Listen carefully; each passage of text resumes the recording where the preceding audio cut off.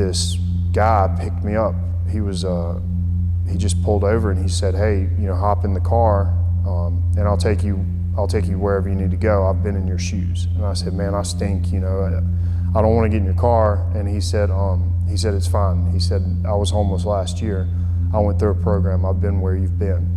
So I got in his car and he said, "Where are you headed?" And I said, "Just a homeless shelter. It doesn't matter." And he said, "Well, I'm going to take you to Miracle Hill." I never really fit in.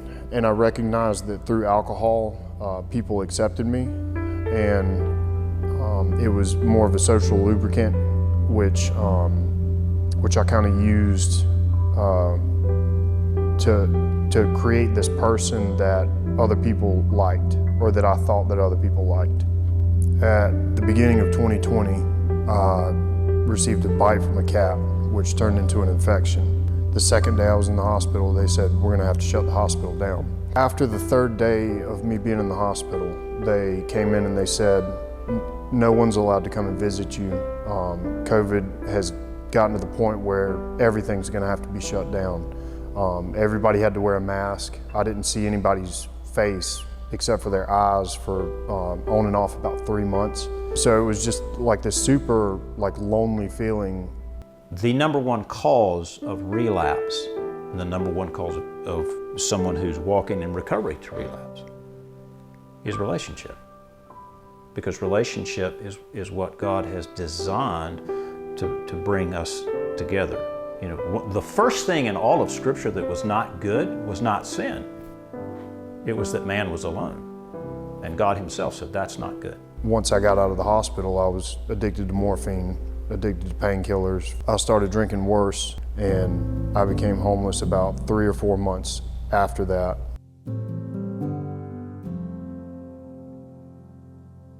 The ball rolled downhill from there. I was drinking 4 to 5 pints of vodka a night.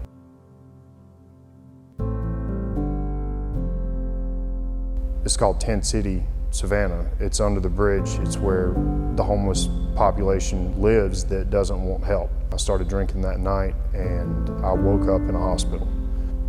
I don't remember how I got there. So I left the hospital, went back to the bridge, tried to find my clothes. I couldn't find anything that I owned. My wallet was gone, everything. Somebody came up to me and they said, "Hey, you're not allowed to be here."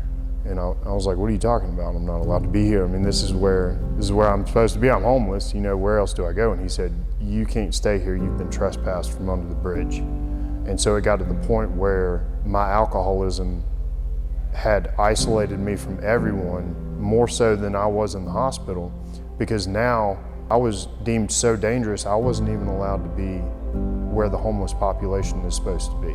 I hitchhiked from Hardeeville, South Carolina, to Florence, and then from Florence back to Spartanburg. I drank as much as I had ever drank that night because I didn't have anything. I stayed in a shed and I prayed that I would receive help.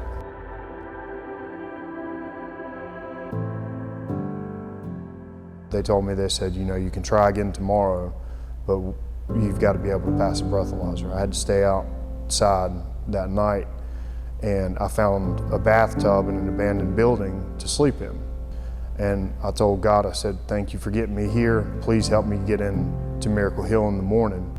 After I said that prayer, I couldn't sleep because I'd been drinking so much. So I was like, what can I fill my time with? And there was one of the Gideon's Bibles beside the bathtub. So I read the Bible that night, came to Miracle Hill the next day, and they allowed me to come in.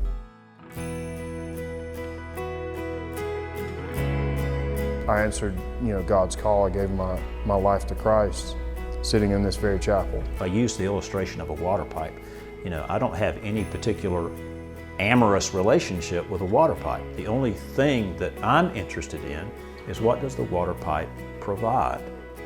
And that's what the mission became for Ben. It became a place for God to get a hold of his life and then begin to work his fingers on the places in his life that needed to be touched.